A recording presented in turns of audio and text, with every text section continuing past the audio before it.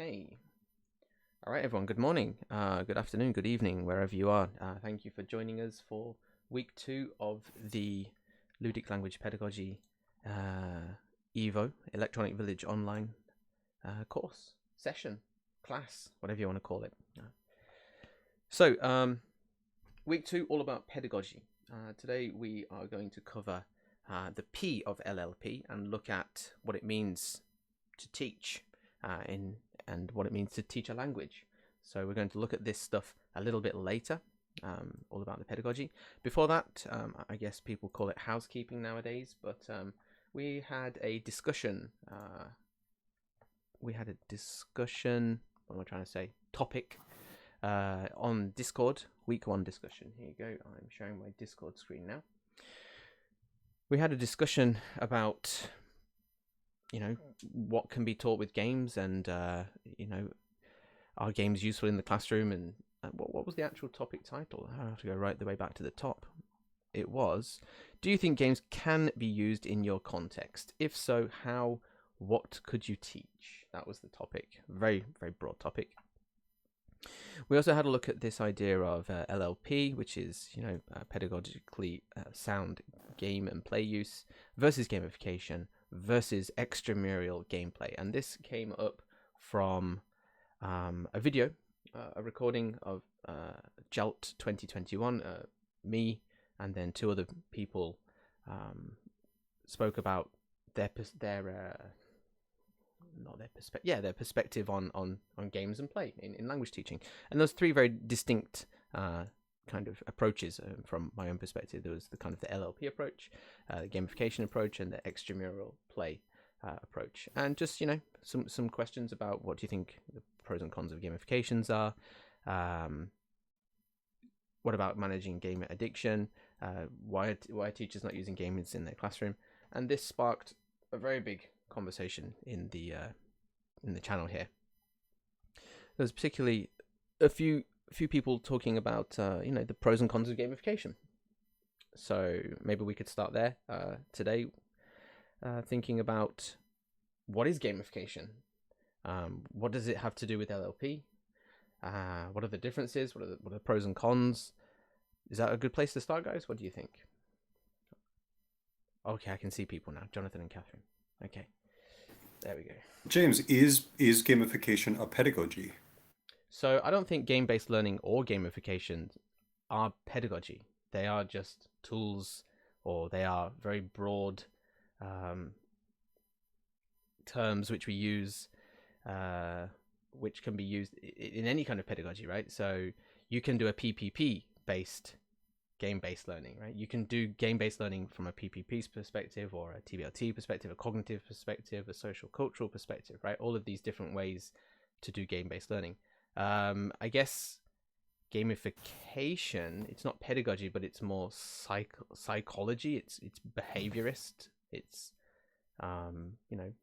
or it's self-determination theory. It's related to either of those 2 psychological perspectives. So let's look at what is gamification then. Rose in the channel here, she laid out something quite nice, I thought, about gamification being points, badges, and leaderboards, but it's not just that, and that's a very limited view of it, according to specialists in the field. Okay, and I know Rose is not actually here today. She is here. Rose, hey. Yep. Hey, Rose. Hello. How are you doing, everyone? She's got the energy. We needed that because. Wow, I am full of energy today. That's wonderful. So much energy. Ooh. Right. Different background today. She's ready to engage. Oh goodness. I'm jumping from Zoom to here, so sorry for being late. Oh, good.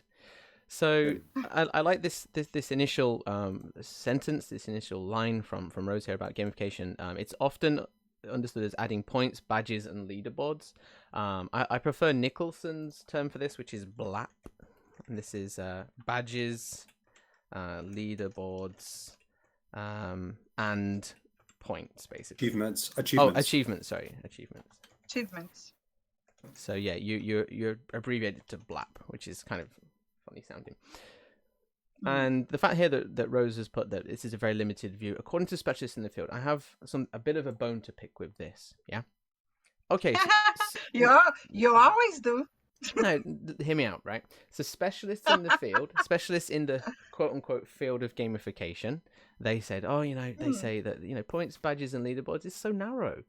Unfortunately, that is the only thing that's actually coming down into classrooms, points, badges, and leaderboards. Okay. So specialists may say, oh, gamification is about this. It's about, much more than just points, badges, and leaderboards. But unfortunately, the way that it is used in classrooms is PBL, essentially. So specialists may have one idea, but actually how it's being implemented is rather limited. And this also goes for game-based learning, I think. Specialists talk about game-based learning being all of this potential. This is what we can do. But actually what's coming into the classroom is something rather limited. So we have to take it at face value of what's actually being done. So let's just go back to what is gamification. Because we notice that people are coming into the course and this gamification term is coming out quite a lot. I'm going to scroll down and I noticed that EVO2022, who is also in the chat here today with us, I think it's... Thank you very much for saying so much. EVO2022, have I got your gender, I'll just say they then.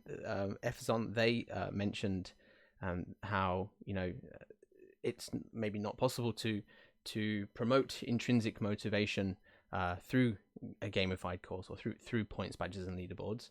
And the psychological theory, the psychological research also mentions that in fact, if you start to give an extrinsic award for an activity that was initially intrinsically motivating, it can actually sap that intrinsic motivation, and then extrinsic motivation kind of takes over there. Very easy way to say it, I think it was Pink in his book said that if you remove the reward, you remove the behavior.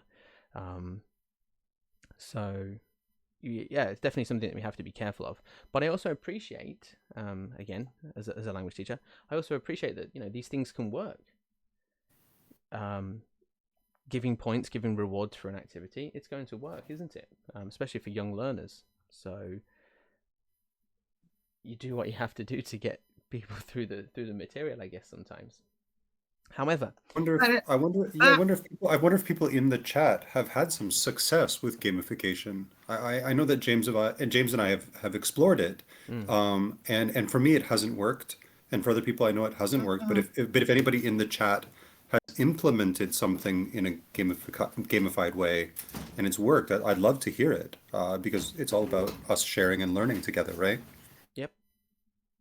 Yeah, to be honest, that's what I was going to say. Even young learners, there is this kind of assumption that children are easily bought by external reward, but that's not true either. More often than not, what really comes down, at least to my experience, is much more like something James always liked to say is the good teaching principles. That's what really works, like the space that we give, the respect that we give to students, So yeah, for me, it really never really worked. It works temporarily for a class or two, but not on the long run, never does. Not at least in my experience. Yeah, not to push back on well, I do push back on gamification quite hard, but yeah, I've had some success with what's that quizzes? I think there's a quiz giving website. I think it's fine as a let me give a framing for this. I will give a test at maybe 2 or 3 times in a course. And the test is, have you memorized the material? Do you know these words? Do you know what this grammar point is? The test is, I'm not trying to obfuscate it. I'm not saying, oh, we're just going to have a fun time. I'm not saying that. I'm saying you actually have a test today. And then by wrapping it in this quizzes kind of, wrapper, it's kind of fun, It's not only are they doing a test, but actually there's like millionaire phone a friend, 50-50, these kind of additional bells and whistles, which make it a little bit more digestible, I guess. So, yeah, I don't think that this kind of quiz website is a bad thing, but if you, I guess it's the framing. If you say, oh no, we're just going to have fun today, then maybe you're trying to say that you're not having a test when really you are. So, I don't know if that made sense. It's a bit early, but I think the key word is sustainability. Like you can't use that all the time. That's what I see with some teachers, that I sometimes have opportunity to train. They get so like really using that tool all the time. In a school I worked for a couple of years, for example, Kahoot used to be in all the classes, almost Kahoot, yeah. every class, so it becomes like this habit of using it for instant gratification kind of thing, and end up taking time away from other important other activities that can be also rewarding internally and for the progress of the students. But end up just being about that. That's for me is the problem. One thing different from Kahoot and quizzes, for example, is that quizzes has these for the vocabulary. There are some other built-in, like for example, you can skip a question, or there are other things there. It's not just like Kahoot, which makes it a little bit more fun for the students. But I would just say that in terms of sustainability or overusing it, that would be problematic. Yeah, not every day. I mean, for a test, it's fine. It's, students need tests now and again. I think that the problem comes in that, okay, you've used Kahoots, you've used quizzes, you've enjoyed it, but please do not equate that to game-based learning, right? That you're not doing game-based learning. And I think that that's something that we perhaps need to say. It's like, oh yeah, I'm really into games in the classroom. Kahoots, quizzes, charades, not charades, like Quizlet. Yeah, I'm all about games in the classroom. It's like, okay, let's take a step back. You've used a couple of activities, but we want to show you the broad range of things that you can do. Okay, it's not just that one particular avenue. And hopefully we can say, okay, you've done that, and this stuff also exists. So that's the aim of LLP.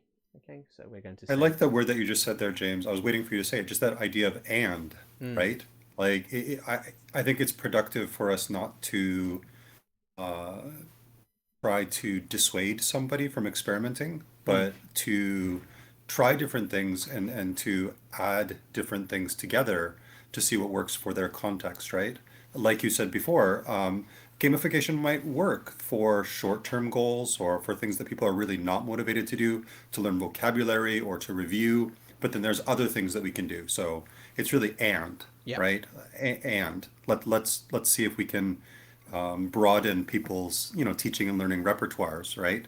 So for more things to do, the more pedagogies, the more language, the more games, the better. Yeah, great. So yeah, I have another very short kind of participant-driven activity regarding gamification later on. There's probably not enough time to keep going through this here. I have some questions at me personally from Efazon, which I will be answering later. So if you don't mind, I'll kind of skip them during the live session this morning, and I'll give you a reply later if that's okay. So in terms of this notion, the idea of gamification, or you've used Kahoot. Okay, great. What else can you do? In terms of that, I'd just like to look very briefly at something that Jonathan shared in the general chat channel a few days ago, which was, here it is. You should be able to see this on my screen. I'll flick to that one because it's a little bit prettier. There we go. So this is just an idea of, well, what is a game? What is LLP? I mean, what are we focused on here, or what are we not focused on? And it seems that, sorry, if I jump back to Discord here, I'm probably not going to be able to find the message, but yeah, I probably won't be able to find the message. But there was a participant that mentioned that they are very much into using role plays and analog tools like board games and dice and things like this in the classroom, but that they're interested in digital games as well. And yeah, I think that the game-based language learning literature, it really does push a kind of digital focus. But again, using this word and digital games and analog games are also fine for LLP. So Jonathan put this together very quickly. Would you like to go through it, Jonathan? Sure. Right. This is a lot of people have done this, and it's super easy to look at. But just this is something that even kids can do, right? Like, look at the picture below. There's a bunch of things there. How many of these things are games? Got some sort of board. We've got some sort of screen. We've got some sort of outdoor thing. We've got things in the classroom. We've got some wild children. We've got some paper, and we've got some squares. We've got some characters, right? How many of these things are games?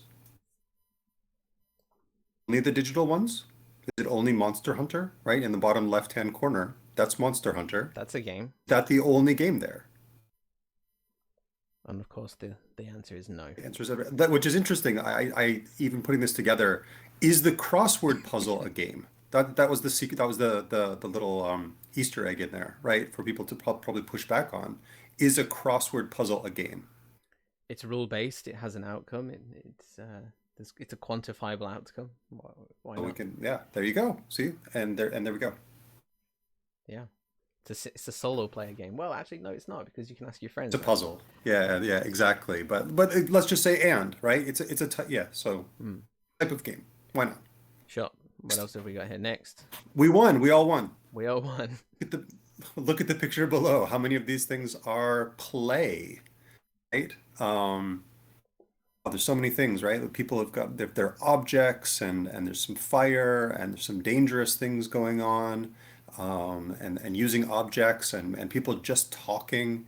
How many of these things are play? Nah. Only the digital things? Well, there are no digital things in this picture. It's a little on the nose, right? Yeah. There are no digital things in this picture. Yeah, everything in this picture is play. And a lot of these things have been recreated in digital spaces, right? Like Minecraft includes, right, dangerous play and communication play and locomotor play. Like, people are playing tag in Minecraft or charades in Minecraft. Yeah, exactly. Object play, right? Look at my cake. Do you want my cake? Come chase me, right? Right? Everything. My daughter's favorite game in Minecraft. Chase the cake. Chase the cake. There we go. All right, and then the final one, just to throw this in, right? Look at these things. We've got some weather, and we've got some doctors training. We've got combat training. We've got a mock trial, right? Like a pretend. This is the law school. Underwater, like space simulation, flight simulators. Top right, hopefully that is disaster preparation and not an active shooter thing. And then like some sort of school simulation, right? So how many of these are simulations? Well, all of them. Like, they're simulating something. They're modeling something. They're making a complex phenomenon simpler for people to understand and learn from, right? And so simulations permeate all avenues of information and education, right? Whether it's embodied, so we're actually using our bodies in a courtroom, or a disaster preparation, or flight training, or looking at visual representations like weather, or a dashboard on an aircraft, or like a screen on the middle left, right? Looking at how business partners might interact. Yeah. All of these things are simulations. Yeah. Great. Brilliant. So the point is what, Jonathan? Everything, well, number one, everything is a game, right? Right. That's a little on the nose, right? Like, I wrote a paper in grad school saying that diets are games, right? So there are rules, there are inputs and outputs. There's competition between players. There are rewards for good play, right? You could, and this is why Wittgenstein, if you really want to go down this rabbit hole, come join LLP, write a paper for us. Like, a game is one of the most difficult things to define and to put your finger on. Like, that's why Wittgenstein used that hundreds of years ago to talk about language and talk about definitions, because game is not an easy concept to wrap your head around. And so that lets people play around with what it is and how it's used in education. But everything is a game. Yeah. And not everything, of course, when Wittgenstein was writing about it, like he wasn't writing about digital games. Right? So games have been around for thousands of years. There's so many different types of games that people play. There are so many different ways of playing, and there are so many different ways of using these in education. And so again, we just want to say and, right? Digital games and, or play and, simulations and. So is it fair to say that LLP then is the wrapper around any of those things on that piece of paper? So we want to see how we leverage any of those things. How do we leverage that kind of play, the simulation, all those kinds of different games? It's, well, what do I do before and after to make this into a language learning tool? Is that LLP? That's beautiful. Absolutely. And I think we all have experience doing this in the language classroom, like TPR, right? So playing some sort of physical game or doing a role play, right? You're a sales clerk, you're the customer, you want to buy things at a cheap price, you want to sell things at a high price, negotiate, right? Like we've done these sorts of things, or variations on a dialogue. Students are asked to, substitute, do a substitution drill, right? Or to substitute information into a role play. That's also play. And that's also a simulation. Yeah. So hopefully LLP, as James says, is the wrapper around a lot of the things that we're already doing in the classroom. Yep. It's how can we do that, but do it better? Yeah. So Yeah. Brilliant.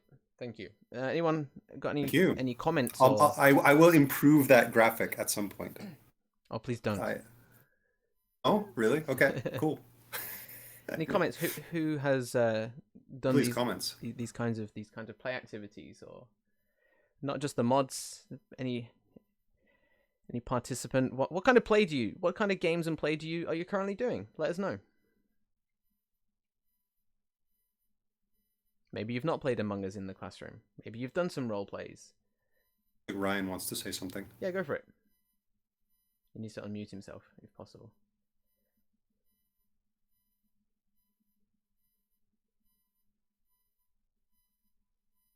And how about you?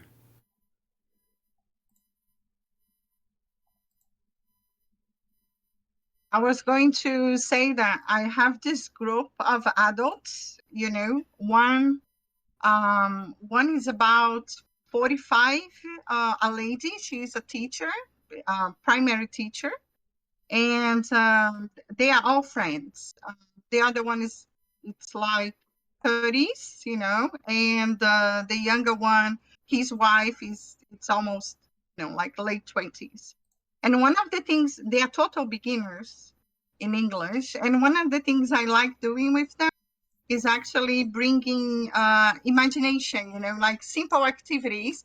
Like, for example, I ended one remote class with them with the background of the beach. And I told them, like, oh, next class, we are going to the beach. And they were like, going to the beach? Yeah, it's summer now. We are going to the beach. But next class. And then I left them like this, So in the next class, I prepared them before the class with vocabulary. I gave like in Google Classroom some explanations, questions, things that they could learn, relate, and vocabulary to watch and practice. And then when we got into class, I received them, like, oh, it's summer, background, and I prepared the slide with this beautiful beach, and then I did a simple activity that was like, let's imagine we are going to the beach, and each one is going to make a list of things that you want to put in your bag and take to the beach. And they did. And then afterwards, ice language emerged, kind of like, what do you have in your bag? They were trying to kind of like guessing each one had in their bag. And it was so much fun. And by the end of the activity, they kind of got into this mind, like this situation. The husband and wife would end up fighting, like, you always have this, you always take this to the beach. How come you didn't take this time? That kind of thing. So it was a little bit of guessing game and practicing the structure, kind of drilling, but in a very imaginative, fun way. And they were never used to do this kind of activity. And we do it, and it's pretty fun. Last week it was a bingo with the numbers. They learned the numbers through the bingo, and also structures on how to communicate. And like, for example, oh, I have this number. Oh, but I don't, Oh, so do I. Things like that, So I usually use these with my adults, and they just love it so much. And I use nothing, only us, and, a couple of slides, and all we do. Easy to prepare. Very much. Awesome to hear. Okay, is it okay to move on to anybody else? Yeah, sure. Ryan, did Ryan want to say something? Yeah, there is something I did want to bring up. I do fan school, which is kind of like fantasy football, but instead of picking your team, you pick a number of countries, and then the scoring is how many times they appear each week in the New York Times. And it worked out pretty well. I mean, I have an advanced level school where we do. It's called Culture Today, and but the thing was that it reminded me. Some students really took off and would just spend a lot of time doing research, and you could swap teams each week with swap countries. So everybody had their own 3 countries and so the top scorer would be the most mentions. But some students really, really liked that, and they put in a lot of time, but other students really hated that.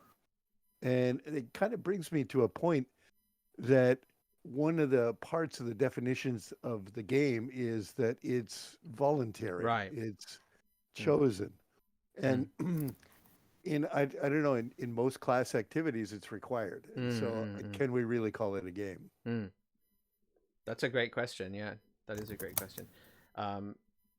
Is gaming in the classroom actually gaming because it's not voluntary? I can get my head around this by saying, well, give a choice of do it or don't do it, or give a choice of game or something like that. Then it's at least they've chosen to do one of a few things. So it's more voluntary than it would be if it was, just you must do this. So yeah. I mean, how do you deal with the students that don't get into that activity, for example? Do you give them the choice not to do it? Because, I mean, I'm guessing some of the students would just be like, I just want to read the New York Times. I don't care about the countries or something like this. Gotcha. Yes, and something happened to me. I find it really easy when I try games, for example, with children. But when I try with adults, they sometimes they stare at me and like, let's move on, let's do another thing. I try.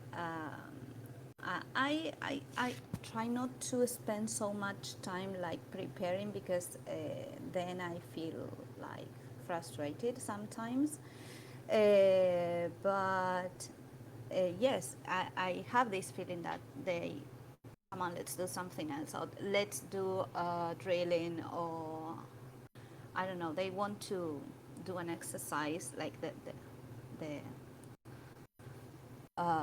what is, between inverted commas, expected in an English classroom. And when I try to play or make them play, they won't do it. But when they know me and they have to do it, this is important, they have to do it because it's part of the class, well, they do it anyways. Could you give us a concrete example, for one specific activity that you've tried and they didn't like, for example, a game or a play session? What kind of activity? For example, I'm thinking about my technical students. They study something about engineering or something like that, and I try something that is called a rosco here, which is find a specific technical concept with a letter. With A, then with B. Okay. For example, something easy. A, apple, B, Banana. bird. Or, Okay. yes, but technical Mm-hmm. vocabulary. Mm. And it's easy for students who have some English base, let's say, but I noticed that it's a very simple game, but with students who are struggling with vocabulary, they keep thinking and they get frustrated as well, and well, they want to change the subject. That's really interesting that they would. It seems like they don't want to stop playing. Hang on. It seems like they want to stop the game because they're not good at it. Not not because they think it's childish. It's like maybe they get frustrated, and that's a good thing. Yes. You say, well, that's why we need to do it, right? It's not frivolous if you can't think of technical words. This is the same as drilling. I think maybe it's a framing situation, isn't it? You say, well, can you do this well? Can you do this from A to Z? No, you can't, right? Well, that's why we need to do it. Yes, exactly. Yeah, interesting. And well, then when we look at how the activity was and how they did it, and they say, "Oh, this word! I needed this word. How stupid I was!" And I told them, "Okay, well." You knew the word, but you couldn't use it. But not that you couldn't use it. You didn't remember, so let's do it again next time. And faster next time. Yeah, I mean, it sounds good. It sounds like, to me, if they don't want to participate, maybe again it's that wrapper around it. It's, well, we're going to do this activity with these technical words. Before we play, this is why we're playing it, and then afterwards, well, which ones did you not know? And then look at them in more detail. So if it's scaffolded into the class, maybe it will work better. But yeah, thank you for introducing exactly. that. Yes. All right. Okay, let's get everybody involved in an activity. So we're going to segue into something which is come very naturally. We've talked about, well, very briefly about gamification. We'll look at this a little bit later on. We've looked at what is a game, what is play, what is a simulation, and what does that have to do with LLP. And the point that what does that have to do with LLP is that hopefully we'll provide you with the scaffolding or the wrapping around this particular play or game or simulation activity to help for language learning to occur. So I'm going to open the coursework, the course document, which is going to be on my screen now, and I'll share the link with everybody. And so I'd like us to think about these wrappers, these approaches that exist around in language education. So I'll throw this into general chat, will be fine. Okay, so this is it's actually in docs and tutorials, but this is a direct link to the heading which I'm currently looking at, which is week 2, all about pedagogy. And this is an activity that I'd like everybody to be involved with. I believe that this document is editable by everybody. Let me just check the sharing details here. No, they can only comment. So let me change that to editor. Okay. Right, so you now have edit access to this document. And you'll see that we start this week by thinking about the different approaches that exist in language teaching. Approaches, methods, these terms get thrown around quite a bit. Think of your MA TESOL or Applied Linguistics course studies. What approaches did you learn about? Editing on the fly. So methods or approaches. So I've included some here already. Cognitive approach, a social cultural approach, audiolingual. It's more of a method. TBLT is a method. CLT, TPR, PPP. And then think about like the main points of these theories and what are the characteristics of it. So, for example, a cognitive approach. Cognitive, aka psycho-linguistic approach, right? Oops, linguistic. The idea of comprehensible input, forced output, feedback, are the main points of a cognitive approach, right? We need input, we need to force output, maybe negotiation for meaning, these kinds of terms. And how do they translate into the classroom? So, well, if you need input, then maybe you do a listening activity, listening, reading. If you need to do forced output, maybe you do a pair work activity. Does this make sense? The graph thing that I've drawn here? Not the graph, the table, isn't it? I see Rose nodding. Okay, good. Okay. So yeah, let's have a go at filling this in. You might need to refresh the document to get edit permissions, by the way. Jonathan's typing. Sorry. Don't know where. Very sorry. On the doc. I'll mute it. It's all good. Sorry.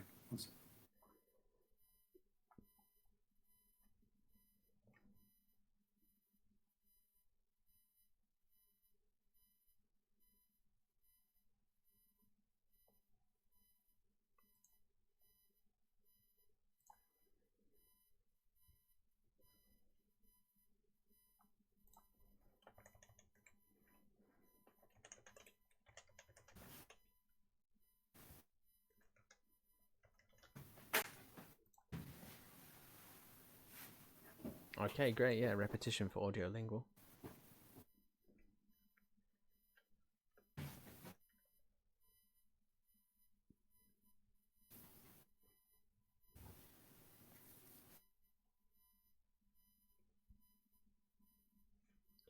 In fact, I'm not going to type anything. I'm just going to have a rest.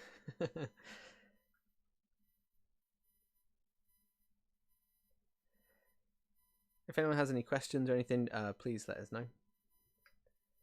But yeah, we're typing now on the document LLP course content for participants, and there's not so many of us, so we shouldn't break the Google Doc.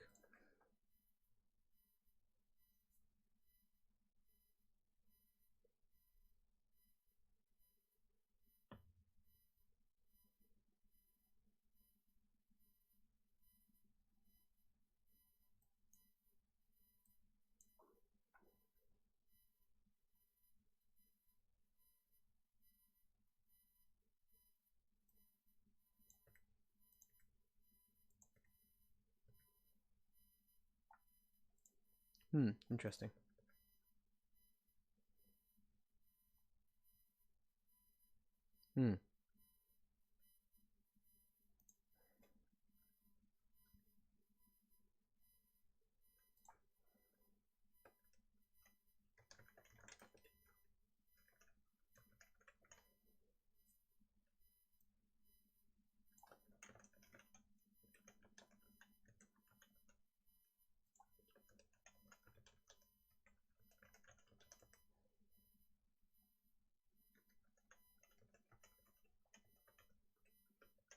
Oops.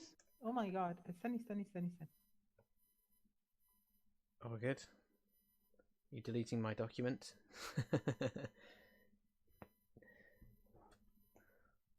All right, this is good.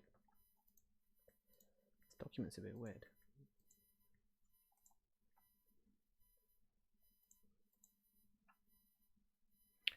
Okay.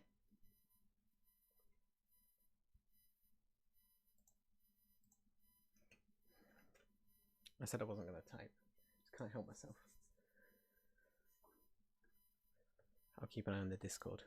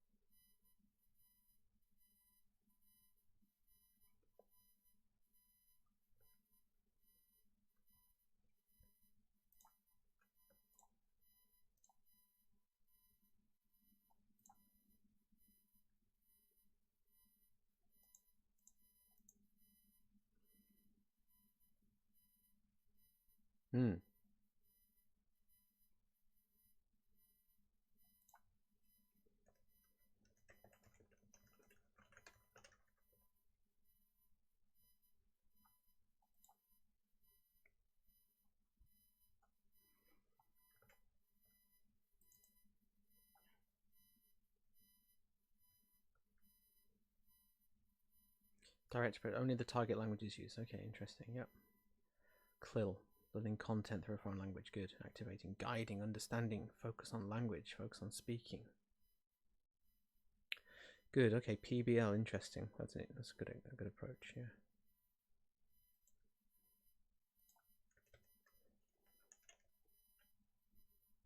Hmm.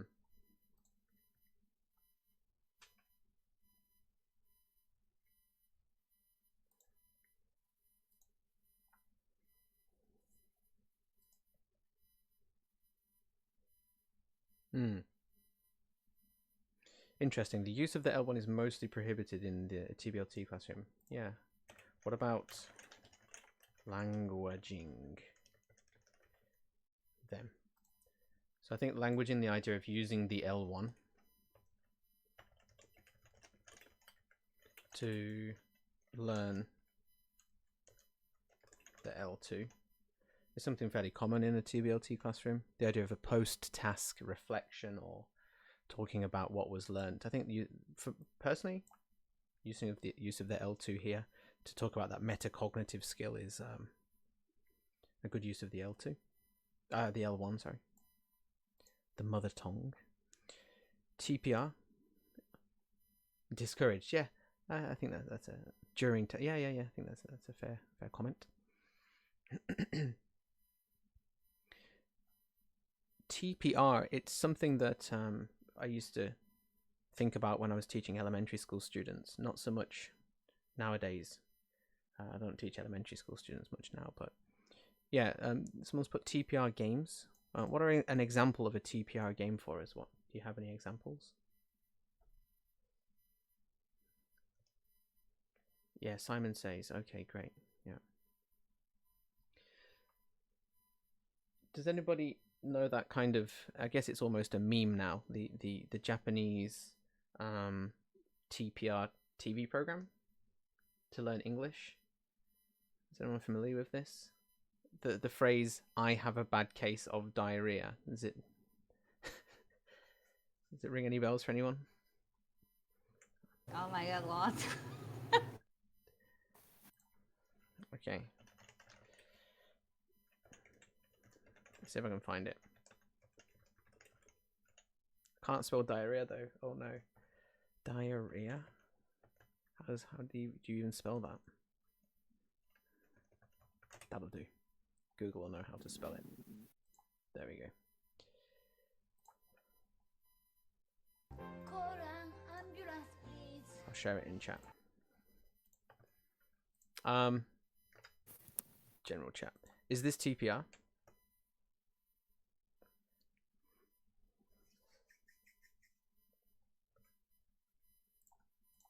Okay, hold on. Where does it hurt? My stomach. I hope I don't get a copyright strike for watching this one.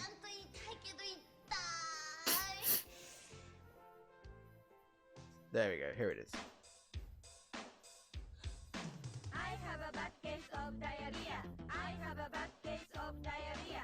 I have a bad case of diarrhea. I have a bad case of diarrhea. This is TPR, right? I have a bad case of diarrhea. TPR.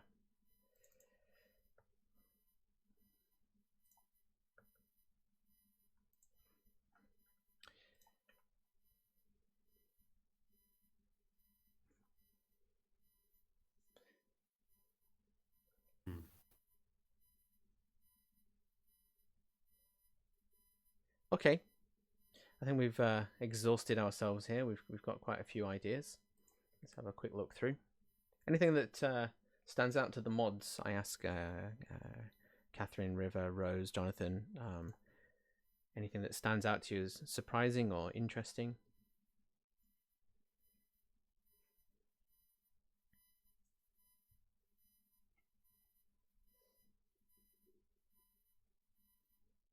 That's a great point.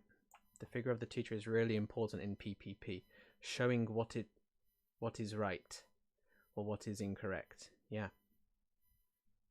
Wonderful. Good. I think it's very interesting that these methods or approaches sometimes exist by themselves, but in many classrooms, teachers might use a combination of these things.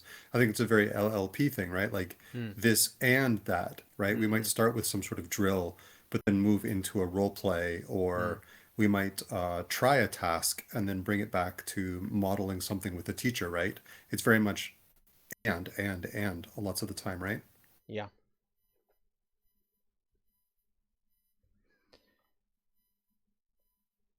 Post method. Wow. Post method. Combination of pedagogies. Interesting. We don't worry about methods. Where we're going, you don't need methods where we're going. You know, the Long live methods. Methods are dead. Event Horizon pulls his eyes out. Yep. Flipped learning turned upside down. Sounds awful. Sounds vomit inducing. Yeah. Flipped. I've had some experience with flipped. The important thing about flipped is not to flip too much. If you give too much stuff to do at home, nothing gets done in class, unfortunately, because nothing gets done at home. You think, yeah, I'm just going to give them all this stuff to do at home, and then we'll just focus on this one or two things in class. And then it's like, did you do that stuff at home, guys? No.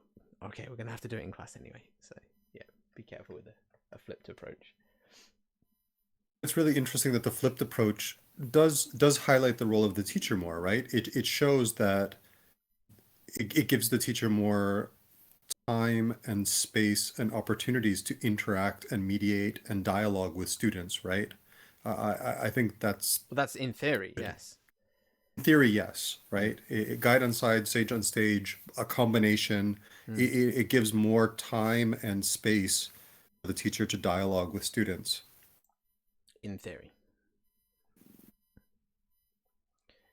Yeah. Well, I think the game Terakoya is somewhat flipped. I do give students worksheets to do at home and then bring them in, and then we look at them as a group, and I continue to poke and ask questions. Like I think the game Terakoya does it in practice. I think Kotoba Rollers does it in practice. So with practice, like by repeating that and honing the teaching craft, I think you do a lot more dialogue as a teacher with a flipped approach.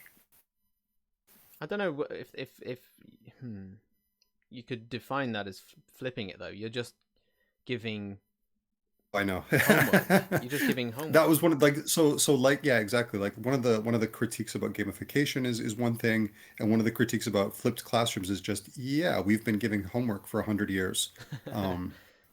But I think as long as the flipped approach stresses the role of the importance of the teacher and a dialogic approach, then I think that's good. Let's not throw the baby out with the bathwater. Let's say, yeah, great. I'm doing a flipped approach. Yeah, flipped approaches are great. Come on, everybody talk to your students more. Treat them like humans. That sounds great. Okay, this it's got more context. I think sorry. No, go. I think one of the points with the flipped that we need to take into account in comparison to what we had, kind of like we have always done with the homework, is usually the homework, it's supposed to be a consolidation of what was done in class, right? So it starts in the class then consolidates. That's good. With the flipped approach, then there is a reverse here. Like what you do before the class is like James was saying, like it's totally linked to what they are going to do in class. If they don't do it before coming to class, there is this kind of preparation stage, and then that's going to be a big problem. It is a big problem. Yeah, I've had it. Yeah, that was my experience with it.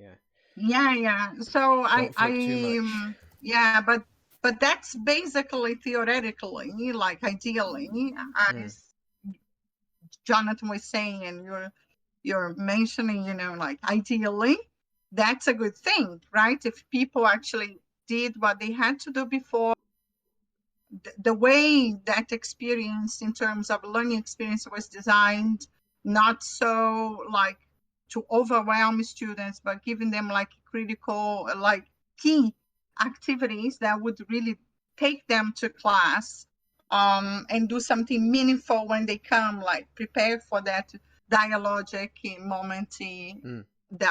That's wonderful, right? But in big groups, we usually might encounter this problem, like some have done, others not. Yes. And yeah, then the whole thing, you know how it goes. Yeah. But I think this is key, Okay, guys, well, this is great. So the idea of making this whole table is for us to understand that there's lots of different approaches to doing language teaching, right? Language teaching can be instantiated in lots of different ways, as we've just shown on this piece of paper, this digital paper. And the idea of what we talked about at the start is that, well, if you're going to do a simulation or a role play or a game, or play, how can we wrap that in one of these approaches or methods towards learning, in order to, guarantee it?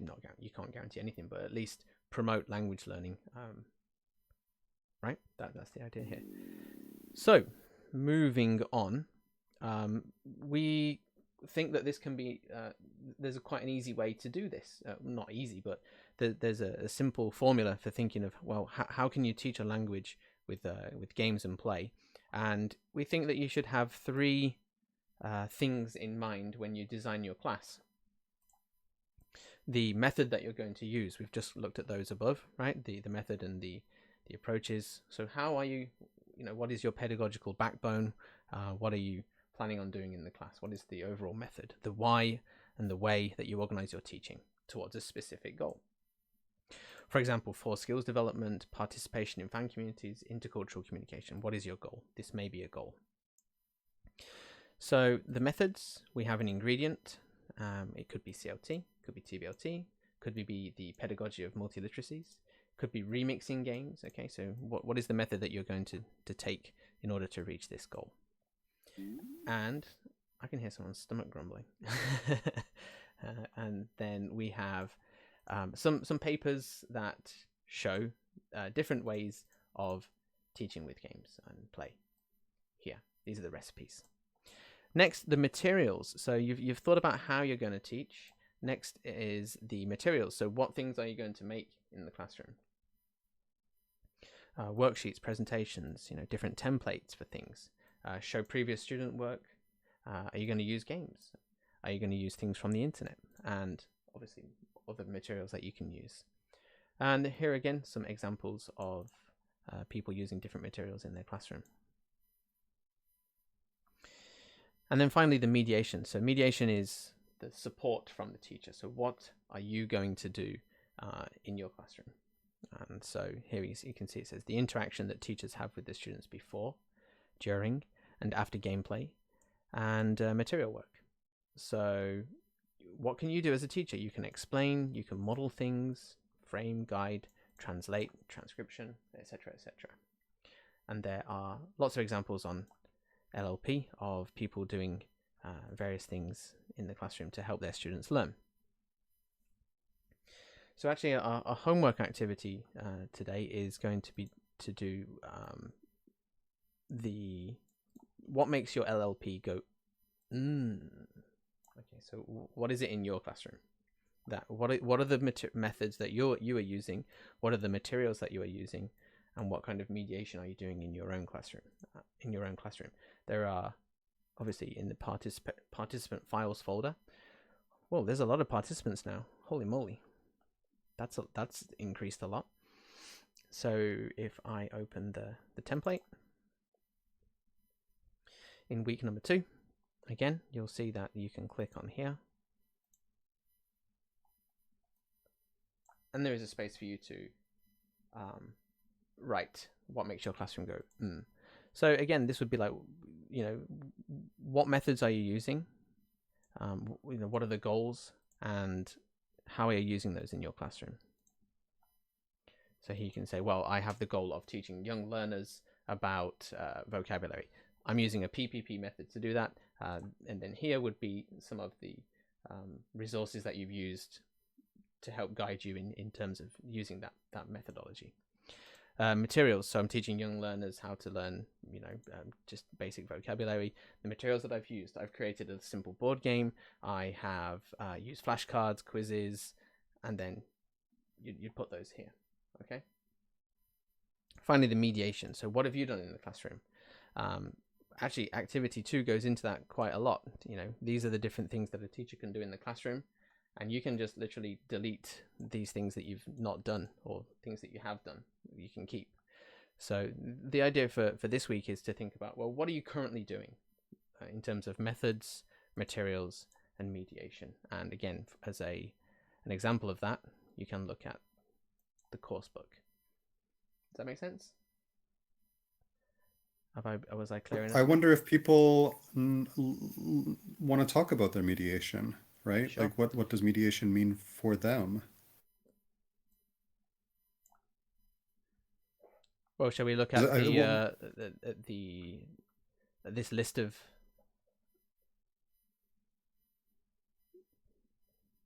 it's something choices? If people want to talk about it, because somebody brought up like the guide on the side or the sage on the stage.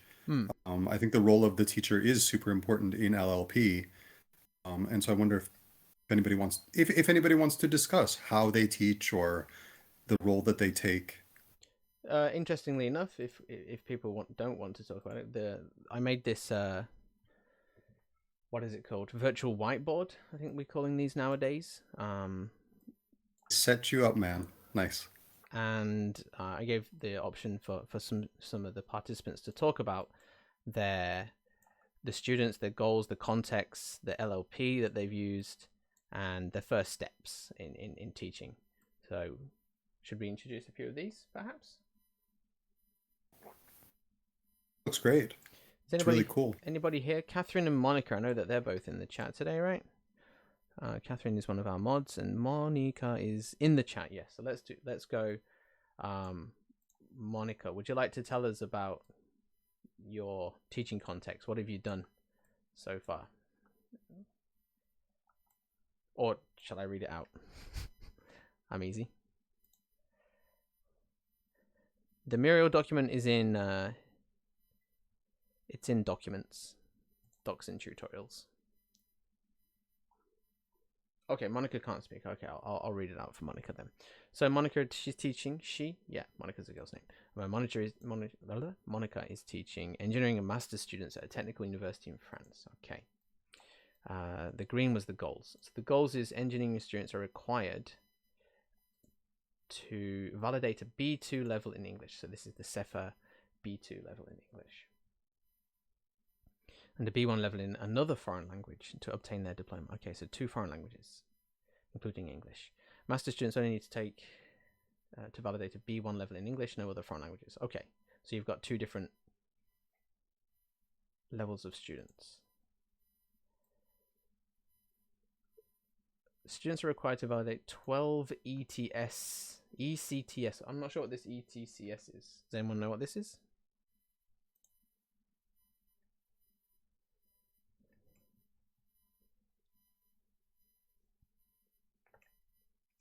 European credits. Okay, not something I'm familiar with. Okay, so they've got to take 12 credits in languages, regardless of their level at the beginning of the studies. It is possible to take another foreign languages, German, etc. Games are an excellent tool to get students talking in a more informal context. Some of them may be shy and or afraid to make mistakes when speaking, and an informal context takes some of that pressure away. That's a great point. That's definitely one of the powers of games that's talked about a lot. This well, we could talk about it in terms of applied linguistics or SLA, in that it maybe lowers the affective filter, I think it's called. Reduces anxiety by acting as a new identity. You can take some of the pressure off yourself because it's not you that's making the mistake, it's the person in the game. Or the idea of the game being just a bit of fun outside of normal everyday pressures is another affordance of games. So yeah, good point. So language. The lessons are built around speaking activities to use the language in context. Okay, so lots of role plays. Good. Presentations, debates, and discussions. Perfect. But playing a game can be a nice change and sometimes so much more fun. This is a really interesting point that keeps coming back, that surprises me. I read this now, Monica. You can correct me if I'm wrong here, but I read this as saying role plays, presentations, debates, and discussions are not games. They don't fit in. Yeah, for me, it feels like you're contrasting games as a nice change to all these other great ludic activities. How does the group today in the room here take this, or am I reading too much into this, or what's the situation here?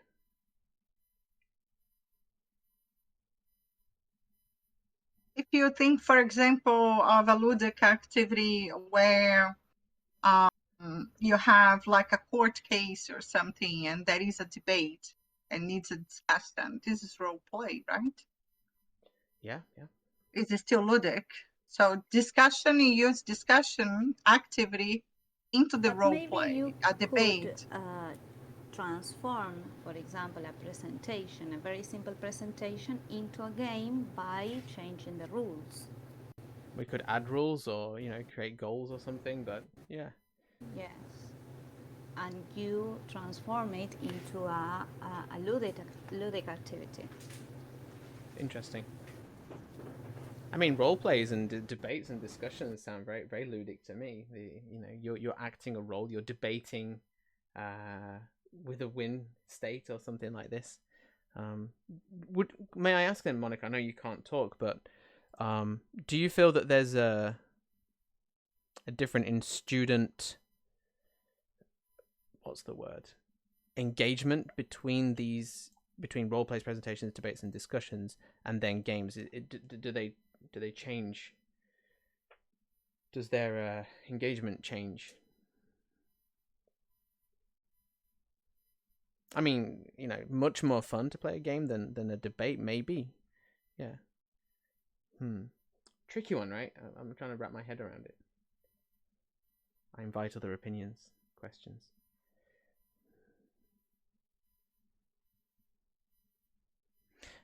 I guess maybe could we make these debates and discussions as fun as games? If not, why not? Yeah. There's definitely a difference. Okay. Generally lessons. Yeah, go for it. Could we see it like the role play as a genre, but the activities that goes into the role play could be, we could think of it like look at it like a bigger picture of it, and then all the kinds of activities or actions that goes into it. Could that be possible to look at like that? I mean, that way. For example, I played a game that I now I don't recall during my PD retreat last week, similar to Apples and Apples, where it was kind of like you received a role, card game. You received a role, and there was someone we need to sell a product, right? So we took like 2 cards and we had to combine them and create a new product. So kind of we need to do a quick pitch to sell that product from the cards we combined from our hand, and everybody had to do this verbal presentation, and then the person we were selling to, like that was a vampire, like one round. The customer was a vampire, and we need to combine that and then make the presentations like. So, that could go into even a slide presentation if I think about, because it's a very easy game to adapt for class, because you only have words like roles, like vampire, and then some objects and things that you can combine. And then people can actually create short verbal or visual presentations, and then come and like give a very quick pitch to sell, and then that person needs to decide which one, which product, weird product. I was trying to sell to a vampire actually a dead head. So I guess the point is by adding a fantasy element to a learning goal, it may make things more fun, maybe. So what I'm seeing here is my question for Monica then would be that, the role plays, the presentations, debates, and discussions, they're probably connected. Whoa, go away. they're probably connected to the course goals, whereas maybe the game that they play is not connected to the course goals, and it's just, I don't know. I don't want to read too much into it, but maybe the game is not connected to the course, and that's why they're having fun or something. Or I don't know. Yeah, if you can leverage that fun in the role plays, like Rose just said, maybe give it a fantasy element, so they're still learning the same content, but it's kind of a new identity, more playful, maybe that's a better word, rather than saying something like gameful. Something a bit more playful. Yeah. I don't want to spend too much time on this, but yeah, that's definitely a food for thought, Monica. I'd love to discuss it with you in the Discord channels there. Because you call it a game, yeah. Okay, so it's time, Monica, it's time you start calling the presentations debates. It's time you start calling these games as well. Maybe there'll be a bit more. If it's literally that easy, yeah. All right. So she uses a PPP structure and sometimes flipped learning. Okay, good. Yeah, the Kissy, no one, I wanted to just say, keep it super simple. What's your first step in doing this? But I tried to keep the rules as simple as possible and use games students are already familiar with. Very, very good. Yeah, playing the game and use the target language. Wonderful. Ace. I'm going to move on to Catherine, if that's okay. And Catherine is here in the chat with us. She's one of our moderators, so I'll let her introduce her own context, and I'll just zoom in here so everyone can see it on the stream.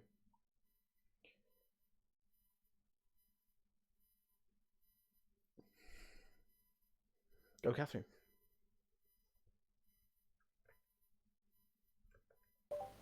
Yes. Yeah, talk us through your teaching here. I'm interested to learn more. Maybe you could ask a question because, like, I put everything there. Okay, okay. I'll go through it then. So, Catherine teaches young learners, teenagers, in a small language school. That's the thing. Just reading out what I've got there. Yeah. Okay. I'll do myself. Yes, sure. Please. I've got my own language school where I have groups of young learners and teenagers, and I also teach online engineers so they can prepare for their interviews and their jobs. So that's my audience. So most of all, like the easiest focus for me is teaching for Cambridge exams, taking like full scope young learners exams, KET, PET, FC. I also use FC for my engineering and IT students as well. Just, like keeping it easy for them to have a foundation. Because like if we take something from the top of our heads, or, sometimes it's just not enough to get the ESB students' books, so sometimes I just, mix them together.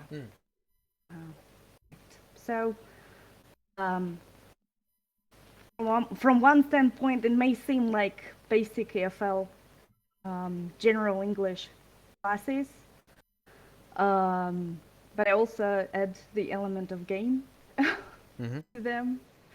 So, like most people know that I use Minecraft, so most of the things I've written here, they are A highway to burnout. Oh my goodness. Yes.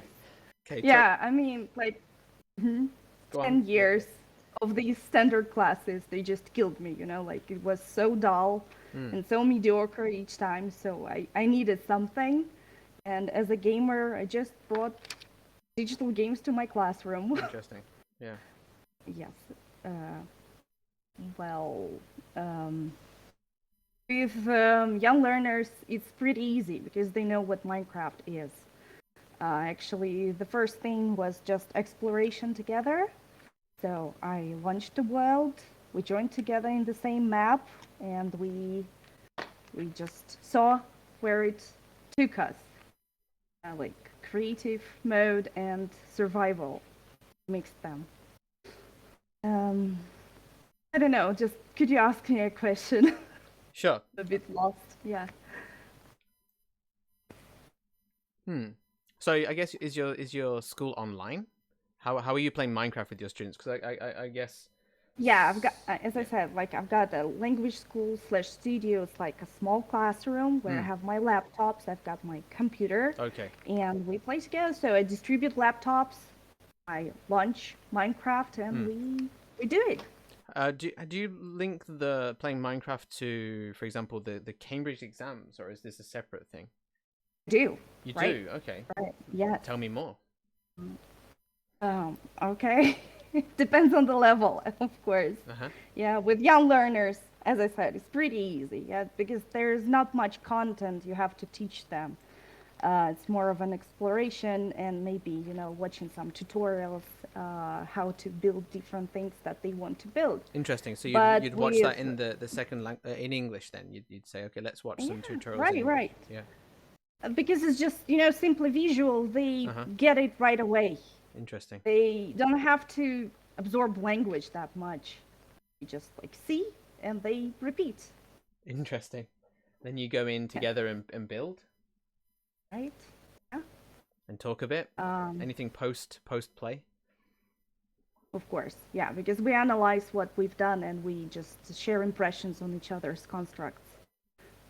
With young learners? Yes. Wow. Of course, there is much of L1. Right. Don't see that as a problem. Yes, yeah, but I try to, promote L2 as much as possible. As more as they can and as much as I can teach them. Okay. And so how do you link that specifically to these tests that what was it? The Cambridge tests and stuff. How do they link? Well, there is a lot of resemblance because like in tests you have, for example, you have a picture where you need to identify objects that you know. Same thing goes with Minecraft. There are a lot of things that they recognize in a game, and if you can see the connection between a test, that there is the same thing, the same item in the test, job is really easy. That's interesting. Can I just ask a little bit more about that? I don't know. I hope this is okay for everybody else, but it seems then that you can replicate the test. So let's say in the test you have 4 pictures that you have to recognize. You're basically copying that format, the style, but using it with Minecraft items and stuff. Interesting. Okay. Exactly. So it's kind of test preparation in terms of this is the kind of question you're going to get. Interesting. Fascinating. Yeah, I like that a lot. Of course, with adults, it's getting much more complicated because you have to teach them abstract notions. Cannot be that physical, right? You cannot just ask them like, name me a block or give me that from your inventory. It's impossible because like one lesson, okay, but not more than that. With adults, I take social emotional learning. So they can be an article placed on a board. In Education Edition, you can get these huge boards where you can put a lot of text. So they come up, they learn new things in a game, and there we can produce different activities and discuss ideas. So game is just a place for discussion. It's not just much interaction going on, but still it works as a virtual environment. Average for engagement. Wonderful stuff. Love to hear it. So yeah, people have done some wonderful things in the LLP space. I like the contrast here between Catherine and Monica in that Catherine is very much digital, quite high level digital. You've got each student in Minecraft with their own computer doing things, versus Monica's role plays, debates, and discussions. Obviously different contexts have different needs and can use different tools. Just on a side note, that Catherine's school in Minecraft using the digital games, this would very much be up the alley of digital game-based language learning, whereas maybe Monica's discussions and debates wouldn't fit into a traditional digital game-based language learning framework. So however, both of these do fit under LLP. So just wanted to show that we're quite broad in in different contexts and inclusive of all these different things. Okay. Was Jane here? Jane is here. Jane, would you like to tell us? Sorry, Catherine. Thank you very much for introducing your context there. It's wonderful. Jane is here as well. I'm here, but I'm catching a train. So. Okay.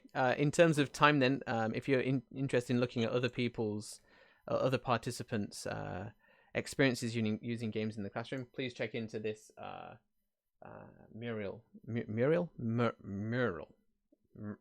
I'm not quite sure how to pronounce it. M-U-R-A-L. Mural. Please check into it later. I've included my own here as well.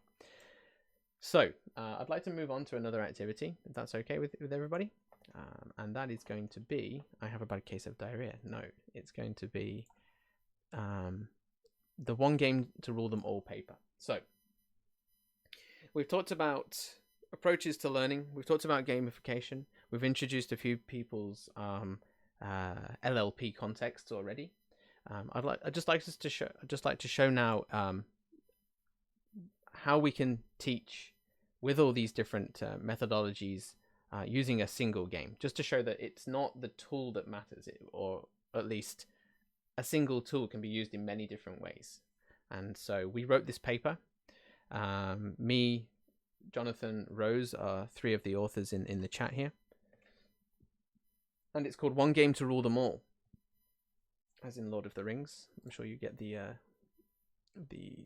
quote here. But this is a paper by Fabio Spano, York, Dehaan, and Bard, Rose. And again, this is freely available on the LLP website. But it's just a kind of a way to start thinking about how you could teach with games and play. And it's quite a long paper. It's about 40 pages or something.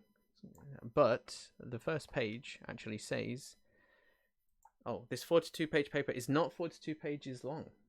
It's 5 pages of introduction plus the approach you would like to know more about. So the idea here is that what we did is we took Monopoly, and then we took 1, 2, 3, 4, 5, 6 different approaches to teaching with Monopoly. Just playing Monopoly, using a PPP approach to using Monopoly in the classroom, a TBLT approach, a PED-ML approach, which is the pedagogy of multiliteracies, a connected learning approach, and a game design approach. And we just showed lesson plans for using Monopoly in 6 different contexts. Let's just ask the chat already. Has anybody actually read this paper already? Flipped learning and all that, you know? Come on. You expect me to do all the work? All right. So I think that this paper is perhaps one of the best sources, the best pieces of material for this EVO class, because it shows exactly what can be done with Monopoly and how LLP can be instantiated in classrooms. So let me try and find. Here we go. This is the master table here. So we've got the just play approach, and the method is just to play, additional materials, mediation. So this is what the teacher's going to do, and then the goal with the pedagogical focus and why you should do it. So just play, exposure to contextualized language use. Why do it? Because it's fun and you can use the target language. And then PPP, TBLT, pedagogy of multiliteracies, connected learning, and game design, game remixing. And the point is, I mean, even if you don't read it now, but the point is that you can put Monopoly in a PPP class easily. You can put Monopoly in a TBLT class easily. In any of these contexts, you can use that tool with wraparound activities, with scaffolding, with pedagogy, to find, to teach different goals. For example, in a TBLT class, you're probably going to be focused on speaking, with a move to accuracy after the task is finished. You can use Monopoly for this. You can use anything for this, right? It doesn't have to be Monopoly either. It could be a role play. It could be a presentation. Moderators, how deep shall I go with this particular paper? Shall I introduce 1 or 2 of these examples? I don't think I need to introduce them all, right? Maybe ask the participants, right? Like, which one would you like to see? The TBLT lesson plan, the pedagogy. EdML, I think, is the best. Pedagogy of So, multiliteracy. Oh, you do joke. Okay, so the pedagogy of multiliteracies. Interestingly enough, I didn't want to say this, but in our course document, nobody actually mentioned that as one of the approaches, right? We had social. well, it's not cultural, usually audiolingual. taught in like MAT Sol courses. It's not. It's too hipster, right? So if you want to be cool, start learning more. Start learning more about the pedagogy of multiliteracies. In fact, the pedagogy of multiliteracies is kind of it's all encompassing. Actually, it kind of includes a bit of all of these. So and it's very very free, very open. If you have freedom to play, check out the pedagogy of multiliteracies here. So, what is the pedagogy of multiliteracies, Jonathan? As you wrote this particular part of the chapter, I'll let you introduce it. See, you're challenging me to try to explain this in less than 4.5 hours, right? It's a game. This is a game. Right. Okay, so not even really reading the paper. Like just the idea of multi and the idea of literacies. So literacy is about reading and writing. And so we can talk about reading and writing texts. We can talk about reading and writing games, reading and writing movies, reading and writing anything, right? Architecture, design, fashion. And so this idea of multi is that there's not just language speaking, or there isn't just language reading and writing, but we can do this with advertisements. We can do this with political statements, right? And so that's the what, to include as much as possible. And there's also the multi in the how. And so people have already talked about like the sage on the stage or the guide on the side or flipped learning or didactic teaching or project-based learning. Well, the pedagogy of multiliteracy says they all have benefits. They all have pros and they all have cons. So the pedagogy of multiliteracies sequences them in a way that capitalizes on each of their strengths. So you start with an experience, right, to get that deep, rich learning, but then you slow it down, you vaporware it a bit, and you discuss it, right? So how was Monopoly? How did you feel when you played the game? What did you notice? What struck you as interesting? What language did you learn? How does this connect to other games that you've played? Then we can start to, with the teacher's help, start to dive into some of the ideas that are connected to this. So you look at the history of the game. It was actually created by a woman. It was created as a critique of capitalism. You can look at what monopolies are. You can look at the Microsoft monopoly thing, and now Microsoft just bought or is buying Activision Blizzard, right? You can look at monopolies and antitrust, right? And so now immediately you notice that like I'm bringing in things from current events, right? And my game literacy. And so you're playing a game, discussing a game, connecting it to society, and then very, very importantly, you're applying it somehow. That might be with students remixing it for the classroom, or making a verb monopoly, or creating their own game, or going out and interviewing companies, or diving in and making a statement about antitrust law, or whatever it is that you want, right? Because then, see, James isn't going to be able to cut me off. So then it's got transfer built in, right? And so that's one of the things that the pedagogy of multiliteracies does well, is that it transfers learning from the game and the discussions and the analysis and the language learning to another context. So the teacher knows that the student is learning and appropriating language and ideas and then applying them in their own lives for things that matter to the students and to society. So it's very much about like Freire, and it's very much about the pedagogy of liberation and building curiosity and building participatory strengths, whether it's in students' personal lives or public lives or professional lives. James wants to show my example of how I So I recently started relearning Japanese, and I'm helping my students in my thesis seminar, which I use the Pedagogy of Multiliteracies for 2 years, understand this for their own projects. And one of my students was having a lot of difficulty understanding what participation meant or what analysis meant. And so I just whipped out my Chromebook in my office and said, okay, cool, I'm learning Japanese. And I like Metal Gear. Let's check out Metal Gear Twitter. And I found their pinned tweet about the re-release of not the re-release, but like the anniversary of Metal Gear Solid 3. And I did, and I can read everything except the last part, right? Hatsubai sarimashita, right? I didn't know something, didn't understand that. Working with my student is Japanese, and so we Googled it, right? And so then, and I talked a little bit with her. So there's the discussion, right? So there's the experience. It's a text, it's a tweet, and we Googled it, and I found, oh, wow, that's interesting. It's like it's the passive. That's cool. I don't know how to use the passive in Japanese. But how, so now, okay, I think a little bit about like what the passive is and how it's used. I'm a researcher and I write, so I use the passive a lot when I write academic papers. How would I use the passive in Japanese? Well, I'm not going to write an academic paper in Japanese just in 10 minutes, but I do have a Twitter account, right?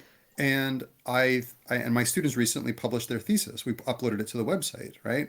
And so I just quickly, with her help, wrote a quick tweet saying, the student's thesis have been published on our Game Lab website. And my student helped me. So there's the mediation again. I did not do this by myself. I needed her help. She checked, I actually mistyped one of the characters. She helped me with that. James gave me some feedback in Discord. And so in 10 minutes, we went through the entire pedagogy of multiliteracies: experience, discussion, research, social contextualization, and participation, and transfer. It's beautiful, honestly. Love to see it. And I'm in the process of taking, and so I mean, nobody will read it, but the first paper published in LLP was a 57-page manifesto of the pedagogy of multiliteracies, and it's my second dissertation. And James's honest and valid critique is that it's just too long. It's gorgeous. It's a beautiful dump truck. But I'm in the process of remixing it into a 10-page infographic or a 1-page infographic. There it is, the pedagogy of multiliteracies. I'm incredibly passionate about this. I think it's an amazing piece of pedagogy and teaching and learning if you have the freedom to play. If you have a ton of room and a ton of space, you can do so much with students with this pedagogy. But if you only have like 15 minutes with students, you can show them this sort of learning activity, right? So, and I'm very happy to help you. Yeah. So there it is. James, did I do a good job? You did a great job. The fact that you've got this in the full LLP Discord, that is just, it crystallizes what ML is. I think it does a better job perhaps than this lesson plan. Well, yeah. Okay, so better is something we can talk about because that's real. That's real. This is still hypothetical. Yeah. I've done it. So in the one game to rule them all paper, I did it. I hypothesized about Monopoly, but I've done it with Snakes and Ladders. I understand. Yeah. Like I go out to high schools every summer and I give workshops using PedML, and I do it with Snakes and Ladders. Like we dive into the history of England's colonialization of India and them taking the game back there and commodifying it, and my students will remix it for their own school purposes. And so hey, we've got a book coming out where we're talking about Snakes and Ladders and PedML. That's a rabbit hole. And I've actually done it there. So yeah, anyways. But I'm saying, can we say that what Catherine is doing is kind of a remixing? Sure. Catherine is remixing. If there is experience and discussion and analysis and actual use, I think that's the heart of PedML. Ryan, tell us about tackle literacy. Yeah. Heck yeah. I don't know about this. Oh, it's so good. Yep. Of course, Jonathan knows about it. It's this guy in a junior college in Brooklyn, and he teaches a course called, he named it Taco Literacy. He's of Mexican descent, Mm. and a lot of his students are that way, but they don't have a real contact to the culture of Mexico. And he does this through the tacos, and so they look at in the class different aspects of tacos, like how you make one, but also how, what kind of environment, or what kind of uh, why corn is so prevalent in Mexico, for example, and the other ingredients and things like that. And then they categorize the different tacos as far as not just ingredients, but how they're made, and then historical and things like that. And at the end of the course, they go out to a restaurant at the end, and they try different tacos, and then they discuss what all of the ramifications of each of these different tacos. I love it so much. Like, I love it. I love it. I mean, Jonathan, it's let's end LLP. I'm just gonna whole- do taco LP. well, okay, so like it's beautiful, right? Like it's just wonderful because it gets into all those different things, like how Coca-Cola is colonizing different, indigenous peoples and things like that. Like, but it's also so I run something called the Game Put your Terakoya, camera which is on, based in the sure. I'm on the beanbag chair now, so that's great. Had to move. My wife is using the kitchen, so I had to move over to the other room. But it's like I run something called the Game Terakoya, which is based on literacy and yeah, everything's okay. Like it's based on literacy, but the Game Terakoya's initials are GT, and James joked that it's just good teaching, right? I wasn't joking. GT, right? It's just good teaching, right? It's the idea of putting all those good teaching models and all the mediation you can, all the materials that you can, and just make it super efficient and make this beautiful engine. Taco literacy is just good teaching, right? It's experience, and it's about discussion, and it's about curiosity, and it's about application. Like a cooking show starts to get at it, right? Like if you watch a cooking show, there's experience and there's discussion, and they're talking about where the ingredients are sourced.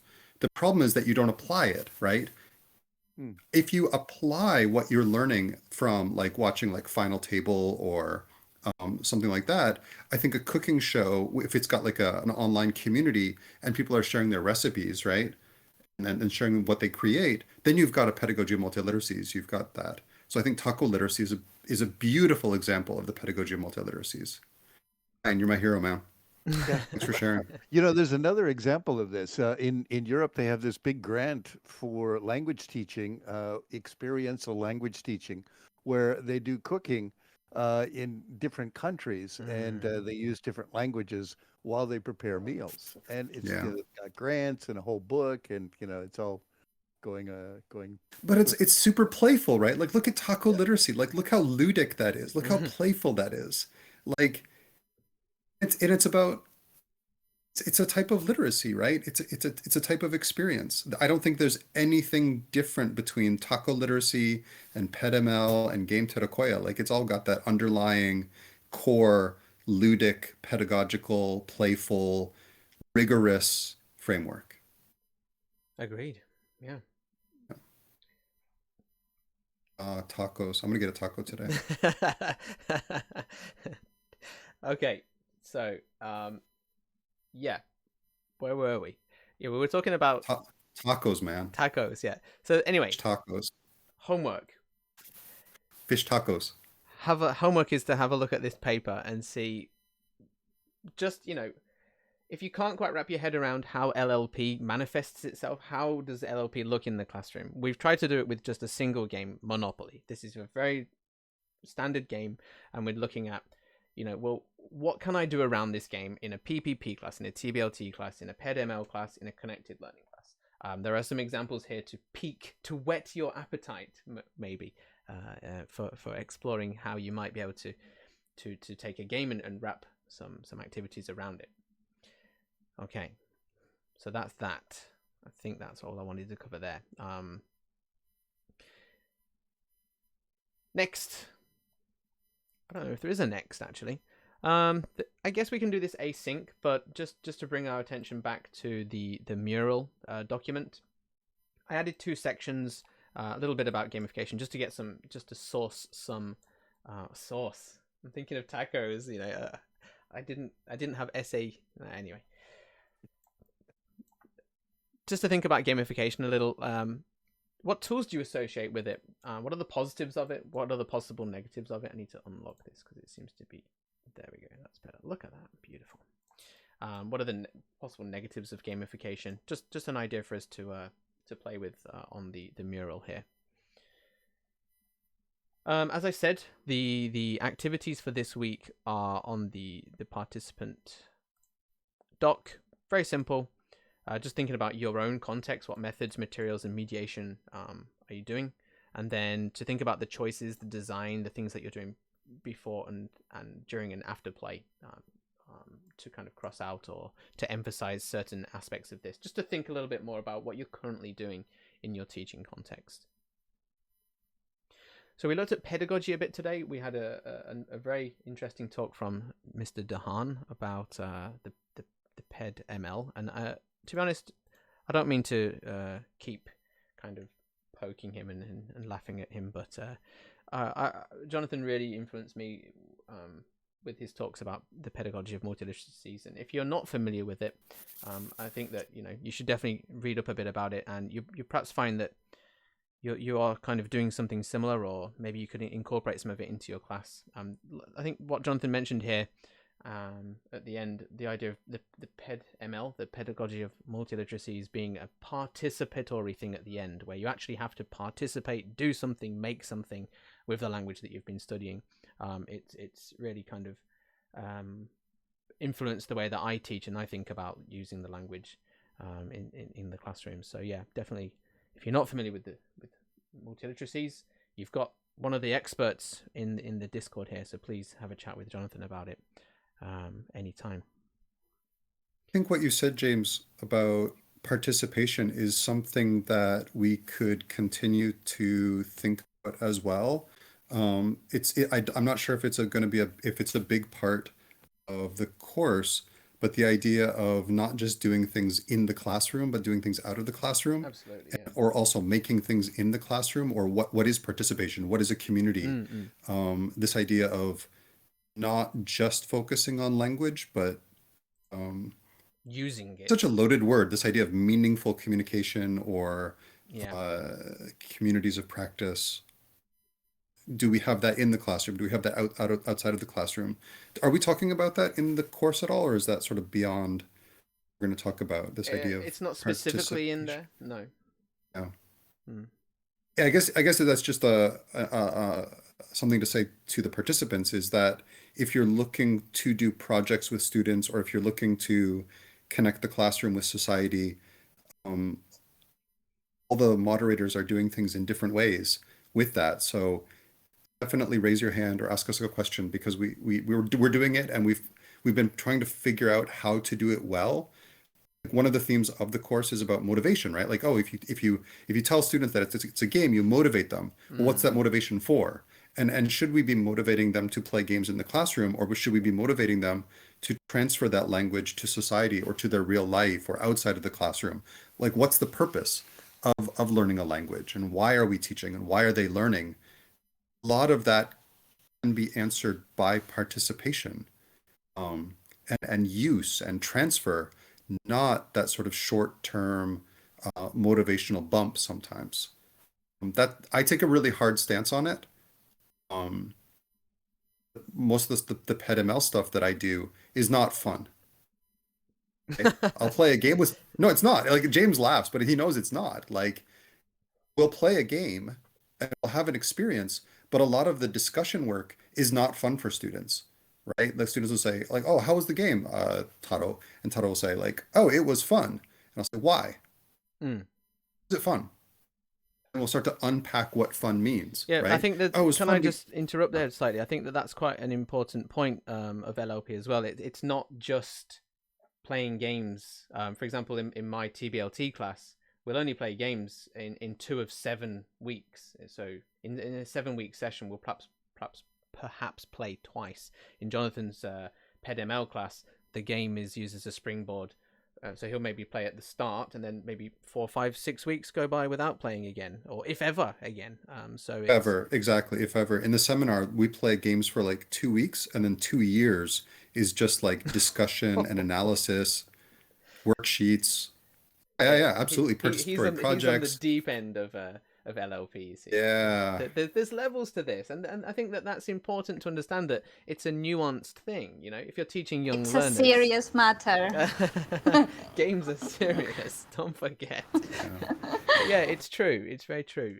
And you know, if you look through that one game to rule them all document, I'm just pushing it again, you'll notice that with the different frameworks there, the just play one is, yeah, literally just maybe you'll play one session. But as it goes down, the TBLT one that's introduced, it's playing twice in 7 weeks. The PedML one playing once in 2 years. And, you know, you can just see these different approaches that we'd like everybody to start thinking about in their own context. So, yeah. So today we looked at pedagogy. We had a little bit of talk about PedML because that was new to us. Next week we're going to focus more on games. I noticed that FZon, the participant here, FZon, has been talking a little bit about game literacy in general chat.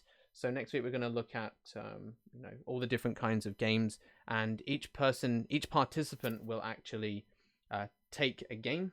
Maybe it'll be Pac-Man, maybe it'll be Diplomacy. You'll take a game and you'll think about what language exists in it, what language exists around it in the classroom, and then what language exists around it in culture. So what are the different layers? How can that game be tapped in different ways towards language learning? And that's going to be the activity that we're looking at next week. So next week's all about games and ludic activities. We're coming up on 2 hours nearly now, so I don't want to keep anybody... Literally, it looks like a Shinkansen. It looks like a bullet train. Oh, it is.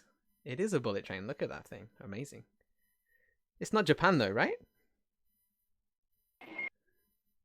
Taipei has a bullet train. Amazing. to Taiwan. I'm traveling to the southern part of Taiwan.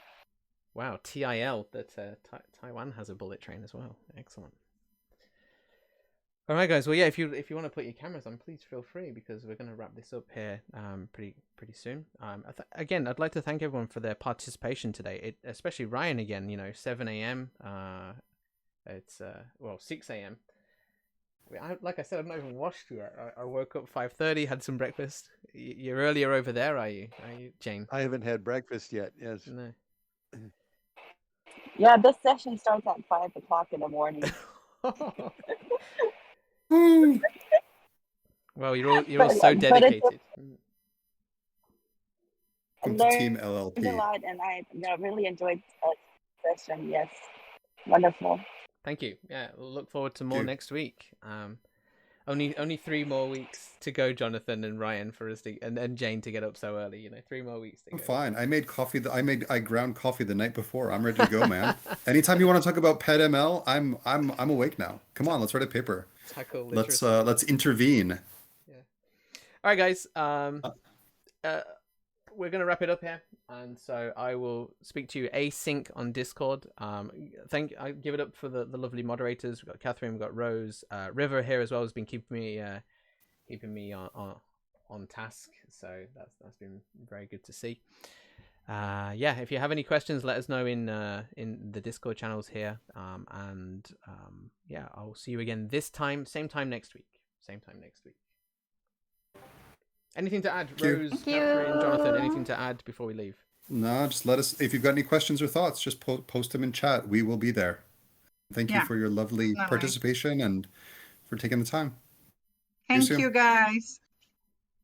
Right, I'm going to end the stream. Thank you.